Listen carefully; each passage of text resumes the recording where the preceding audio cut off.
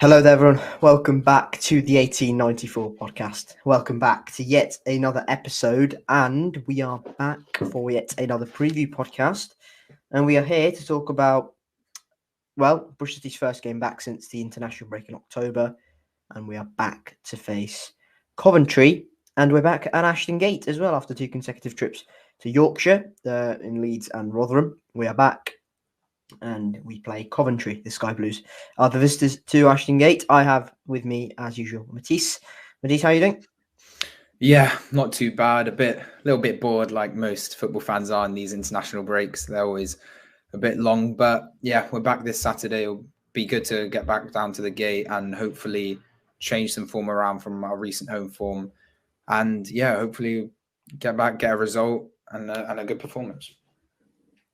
We're all hoping for a result and a performance, but it won't be easy. England have been playing during this international break, and honestly, as Matisse said, it's been really boring. Probably the only good thing about this international break has been the rugby, and even in that, England just about scraped through Fiji as well. So, yeah, not a great international break for football fans like us who go to the games and enjoy ourselves on the weekends. Not great, not much to talk about, but we're back this weekend, 5 days time, Saturday. But it is a Monday. I am a bit glum, hard working day at school and all that. But we'll talk about the football, upcoming football. I don't want to be, pile in on the negativity, but we are playing a Coventry side who are quite good. Yeah, they are good, but no game is easy in the Championship. And yeah, it's not going to be easy. They are unbeaten in their last four now. They have drawn a lot of games though. The side with the most draws in the league, 6 of them. But they've only lost 1 in their last 10. They're a strong side, and it obviously won't be easy. Especially we only won once at home this season so far. That was against a Plymouth side where that night they were nowhere near their best. So yeah, it's going to be an interesting game, but we'll see. Well, we have to make some forced changes as well. Wells won't be available after his ankle injury in the Leeds game, so he came off. I think he's going to be out for a few weeks. So hopefully not too long. He got put in a boot, but I don't know if they did the test. I don't know if it's gone any further from that, but yeah, definitely not ideal considering we didn't really want to rush Conway too fast back in, but considering we've had this 2-week break, he'll probably start, I reckon. I beg he doesn't start Cornick, please, Nigel. I do not want to see that happen, but it does come at a lucky time, because if Conway was still out for a couple of weeks and then we had Wells out as well, then yeah, bit of a problem. But it's not ideal that now we don't have the option and we're being forced to play, which is you don't want that as a club when you don't have the depth. No, it's certainly not ideal, because just when you think that we're getting kind of slowly getting Conway back and we're kind of slowly trying to integrate him back into the side, you're kind of going, okay, if something happens to Cornick, that's a bit to Conway, that's a minor problem that's going to have him out for another couple of weeks. Then we have Nahki Wells to rely on and Harry Cornick and whatnot. Now it's just not an ideal situation, and the fact that Nahki Wells is not going to train for this 2-week period to keep his fitness up, as well. It's not like he's going to go straight back into the team either. It's not ideal, and I don't think it certainly helps us. Although it does kind of fast track Tommy Conway's progression back into the 11, which it could be good, could be bad, based on how quickly he recovers and adapts to 90 minutes. Not really much going on in terms of Bristol City perspective during the international break. Players have gone off and played for their national side. Who would it be? Mark Sykes, Jason Knight, Max O'Leary. I don't think Max has been given a start though. Has Sykes played? I'm not.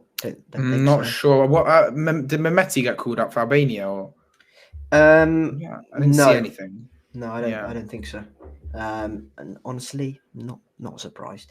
But Max has been on the bench. Mark Sykes has. I don't think he's played. No, he's not. He's been on the bench as well. So he not. And Jason Knight, I think, is a starter for Ireland. So he'd played against Greece. And I think Ireland are playing France. Maybe France. No, they're playing Gibraltar recently as well. No? They're playing Gibraltar today. That'll be interesting. But yeah, so Jason Knight's the only one who's been a part of international duty for any of the countries. But they're out of the question, I think, now. Anyway, they've only got one win out of 6. Isn't it weird that they have to lose to Netherlands to then qualify or something like that? They have to lose their next game if they want to qualify. It's something ridiculous with the equation. I think only top 2 qualify, no? Yeah, top 2 qualify. But I think they have to lose to Netherlands, and they hope that, I don't know, Greece beat France or something. Sorry, France beat the Dutch. It's something weird. And I think they have to hope that Gibraltar pull off a result, which I don't think is happening. So it has to be something weird like that. But anyways, Jason Knight is the only one who's played internationally, and well, Jason Knight is never going to get fatigued ever in his life because he just runs all day.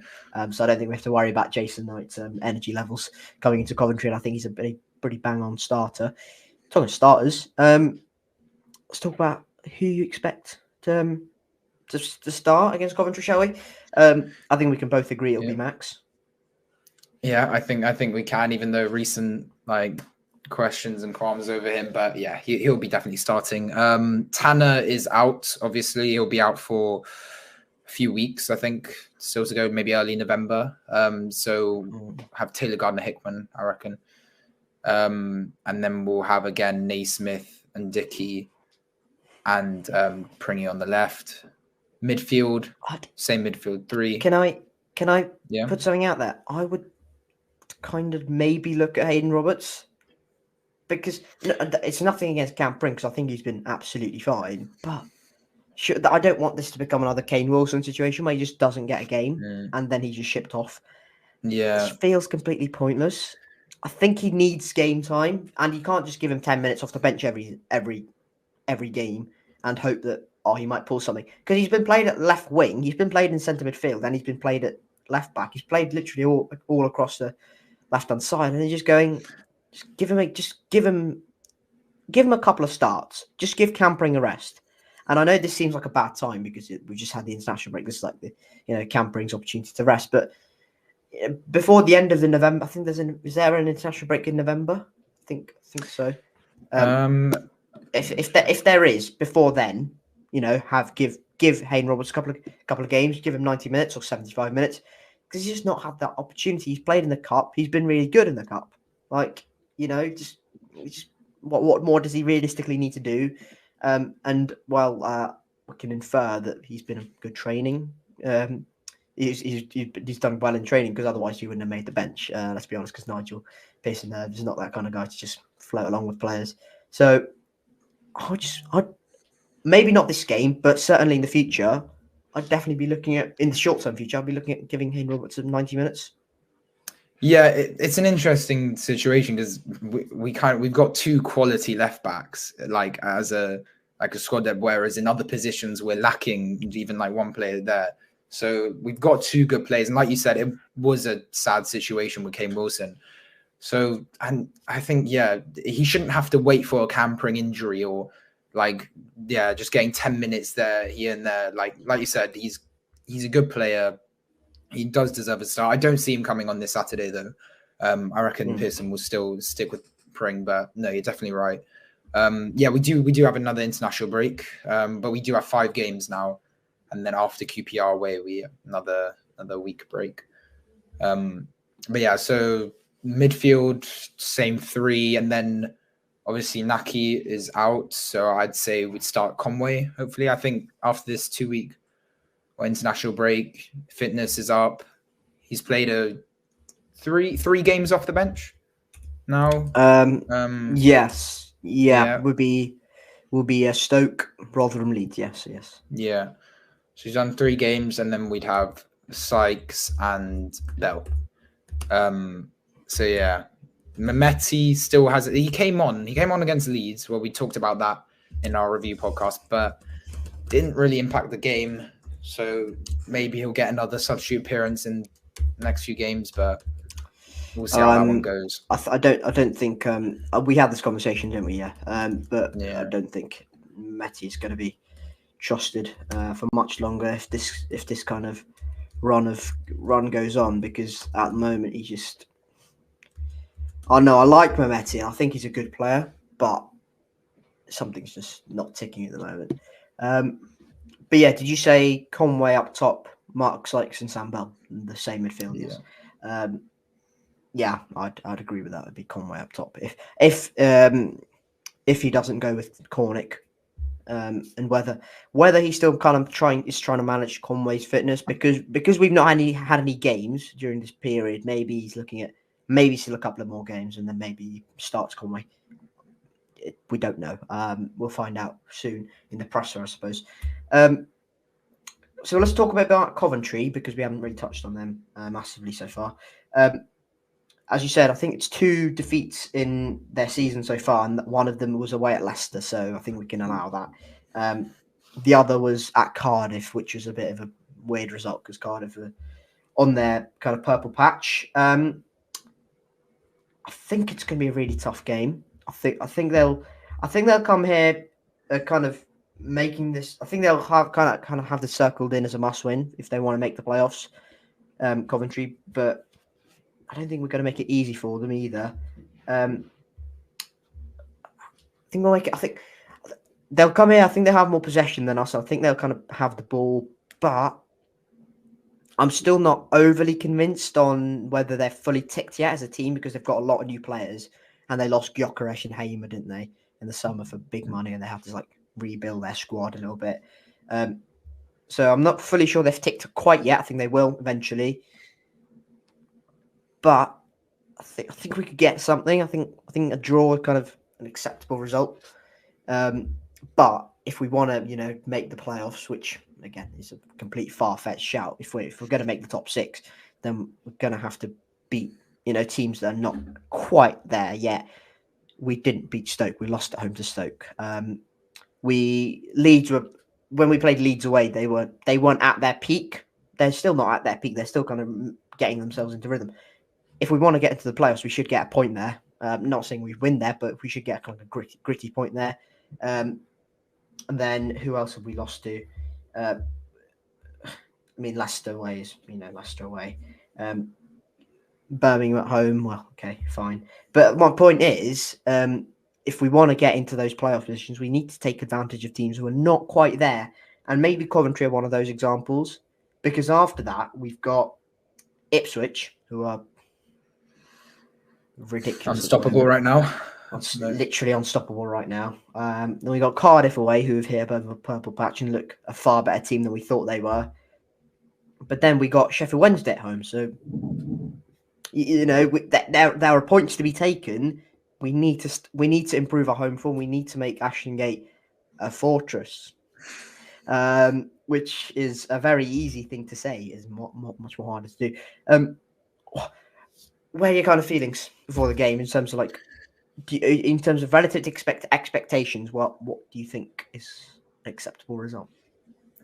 Yeah, I'd say probably a draw at the minimum. But like you said, the difference between a playoff side and a mid-table side where we've been at is these types of results. The start of the season we've had, Pearson has done interviews as well. Naismith also talked a bit about where we are right now, and he agrees the team can be better.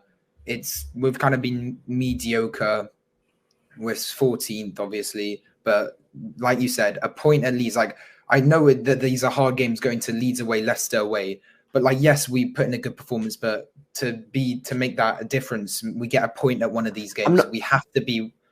The thing is, I'm not saying we go to Leeds and we must take a point, but I'm saying exactly. Leeds weren't at their peak, so they're still kind of moving under Daniel Farr, because that's my point. We're playing these teams at a good enough time, if you know what I mean. Yeah, so I agree. I agree with you. That's why the loss against Stoke, that we need to be winning those games, and against Hull we could say we deserved a win. It's these fine margins, and every game matters, and then the points build up, and then that's why the reason is we finished 10 points behind the 6th place. But yeah, Coventry obviously won't make it easy. They've lost some good players. We obviously know they lost some penalties last year in the playoff final, but they're still a strong side. They haven't fallen apart. We're going to see some familiar faces: De Silva, Casey Palmer. I thought it was a good signing for them. Jay De Silva, he suits them. He's been playing. He's been playing well. He's been really good, apparently. Of course, he has. Typical, absolutely typical. Stick him at left wing back in a back three, and he's just bombing up the pitch. Of course, he's going to do well. Yeah, they've got made some signings. They got Brighton loanee, Sims as well, who's a very established good player. So they are on the same. Right as well. Yeah, he's got 4 goal contributions already this season. But yeah, they've got a strong team. They have got a lot of draws. We are on the same points as them, actually. They are ahead of us on goal difference. But yeah, I think a draw at minimum. But if we want to make that extra step, if we want to show the fans, if the club wants to see progression, and we win this game, get 3 points, and it's a big game, because we can go with a draw and it's a good result, but then again, they're mid-table right now. They haven't fully got into gear, but it's a weird one, because we at the end of the season, if Coventry finish 5th, we're going, if we get a point here, we're going, brilliant point, that's magnificent. I think we drew twice to Coventry last season, didn't we? We got a 0-0 at Ashton Gate. We got a 1-1 at their place. I think Semenyo scored, actually. He did. So that feels ages ago now. Bloody hell. That was this year as well, in January. That was this.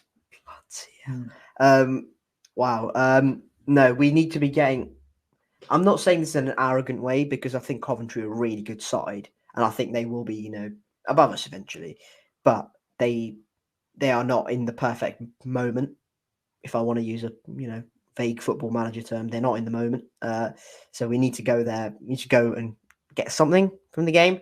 And I know that could sound like a bit of a defeatist mentality, in that I'll take a point and whatnot, and they're a good side, and if we get a point, we're lucky. But I think that'd be a good result and something to build on. Let's go to score predictions. What's your score prediction then? Yeah, I wanna go in after international break. We have got 4 losses out of the last 5, actually. No, 3. 3 in the last 3 out of the last 5. Yeah, 3 in the last 4. Yeah, that was it. But I'm gonna go for a good result. I'm gonna go for a win, just to brighten up the predictions. I say we won't keep a clean sheet, but I'll go for a classic 2-1 win for the Reds, which will be a great 3 points, and I'll go for goals from Conway and Jason Knight. Should be be very nice. That's optimistic. I'm not feeling same kind of positivity. I think we can get a draw, and I think we will get a draw. I think we'll get a point. I think it's a particularly bad result. I'll go 1-1. 1-1. I'll go Jay De Silva own got on there. Who's going to score for us?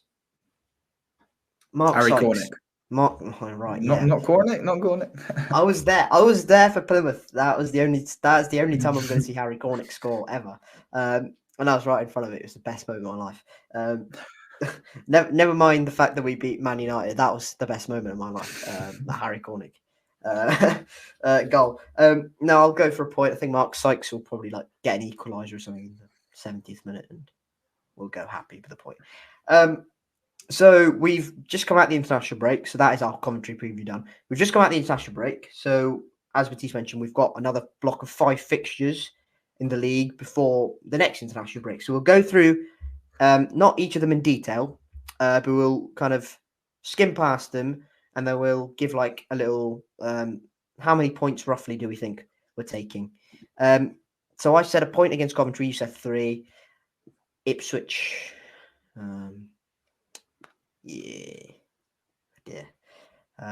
You want to take this one?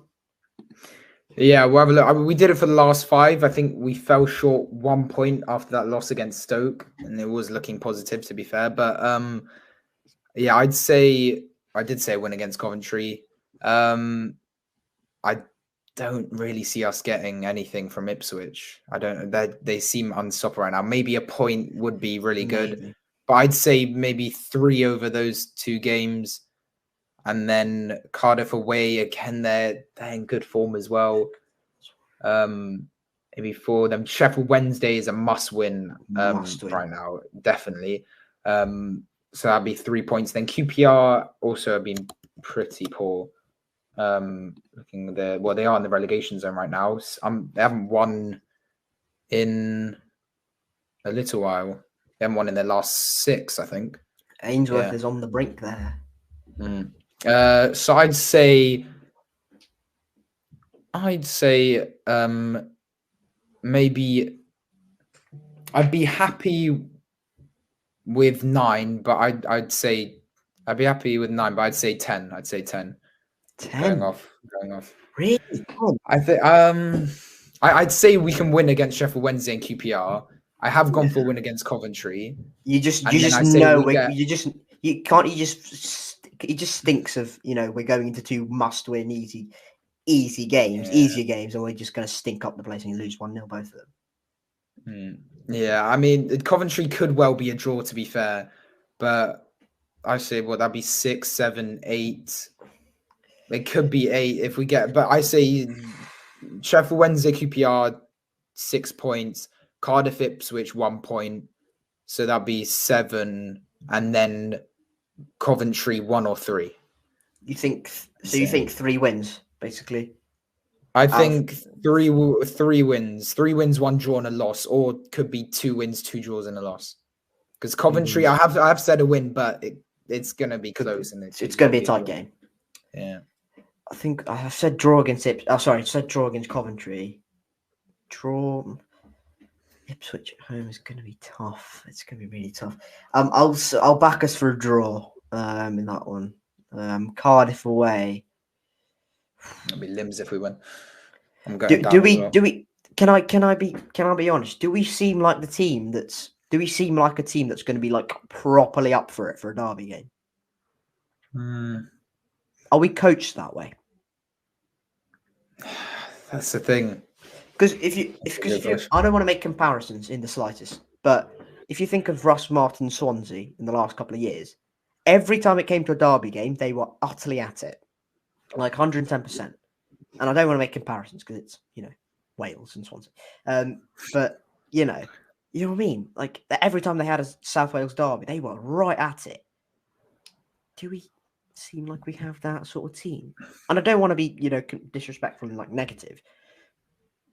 Who in that team, apart from maybe Joe Williams, is going to take the game by the scruff of the neck and go, right, yeah, I'm gonna go and go into someone and really take maybe Jason Knight. If Andy Vyman's fully fit, he'll do that. He'll happily just yell at someone and just completely take someone out. But I don't get that feeling from the squad. I think it's quite a relaxed squad. I think it's quite a calm squad. And it's quite a good squad. It doesn't give me that feeling. I think we get a point eventually. So that's 3 straight draws. And I agree, 6 points from QPR and Sheffield Wednesday is a must, really, because they're struggling at the moment. Unless something, I'm beaten in 5. I'll definitely say that. If we go through. We're okay in derby games, aren't we? We're meh. Yeah, we lost in the last one. If Tommy Conway gets on the score sheet again, then I mean, we lost the last one, but still, we're moderately competent. Yeah. Competent anyway. Yeah, I think we could. Have we drawn with Cardiff since they got relegated? I don't think we have they? It's either been. What was our result at Ashton Gate against Cardiff last year? We won 2-0. Rob Atkinson and it was that double. We had a great start to the season after Tommy Conway, yeah. Conway and after those first 2 games we were flying. I remember that actually. Yeah. Oh, that was last season. Yeah, so you know what? 3 from the first 3 and then 6 and 9. Is that 2. We'll definitely lose one of them. Definitely lose one of them now. I say but 8 or 10, so we're kind of average it out. 9. Average it out. Got 9. Got 9. We'll call it. We'll be out. We'll definitely be happy with 9. And if we're unbeaten, that is. If we're 9 points from them, that is brilliant. I'd take that 100%. That would leave us on 24 points in 16. So if I average that out, 24 divided by 16 and times that by 46, 69 points. That is kind of higher nonchalance mid-table, like 10th. That's not enough for playoffs, but not enough for playoffs. But that'd be where we're looking right now. That'd be like mid-70s, wouldn't it? Yeah. Good. Yeah, that's all right. But yeah, other news just before we start to wrap it up. Earlier today, Harry Leeson, we saw him a bit in pre-season as well, scoring a couple of goals. He is now on a short-term loan to the National League North, Gloucester City. So yeah, hold up. I'm sorry, National League North. Yeah, I was surprised with that. That's quite low down. Gloucester in National. I mean, the system. I know the system's weird, but honestly, Gloucester in the north is ridiculous. Oh god, they're 23rd. Do they not have enough teams up north or something? Gloucester City in National League North. Oh my! I mean, that's weird. Yeah, but he's been. I'm surprised he's quite. I thought he could play for National League at least. Yeah, I mean, he's quite highly rated, isn't he? Amongst the City Academy, and Pearson clearly rates him quite highly.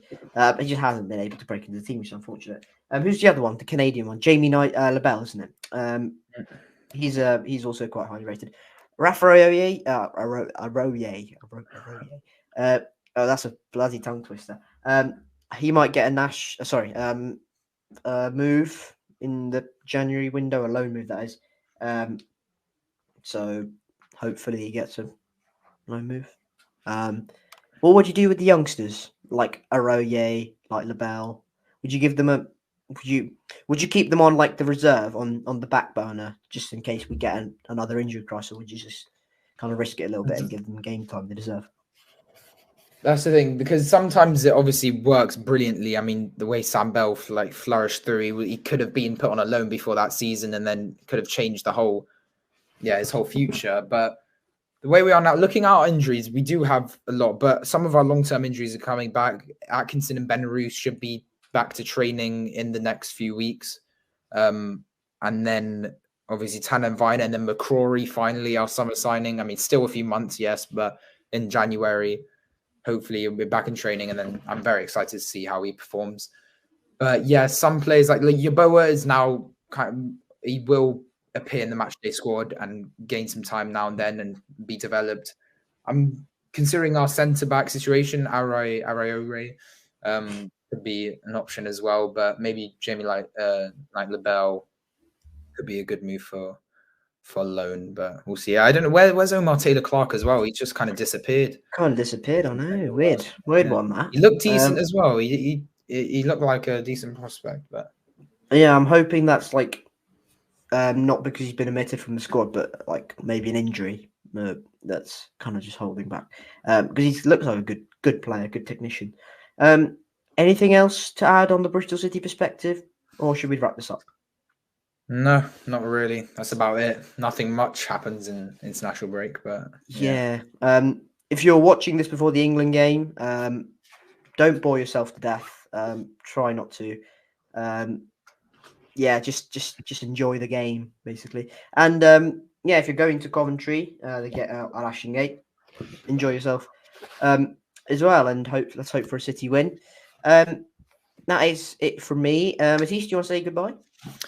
Yeah, it's been a pleasure, guys. Make sure like, subscribe, follow us and all the thing. We're slowly growing. We're gonna try and keep consistent as one of the Bristol City podcasts. But yeah, been great. Hopefully, good result on Saturday back at Ashton Gate. Yeah, it's been really enjoyable doing this with Matiss. So just want to say that, and hopefully we can grow and put ourselves out there in the future. But yeah. Thank you very much for watching, listening. As Matiss said, like, subscribe, and whatnot.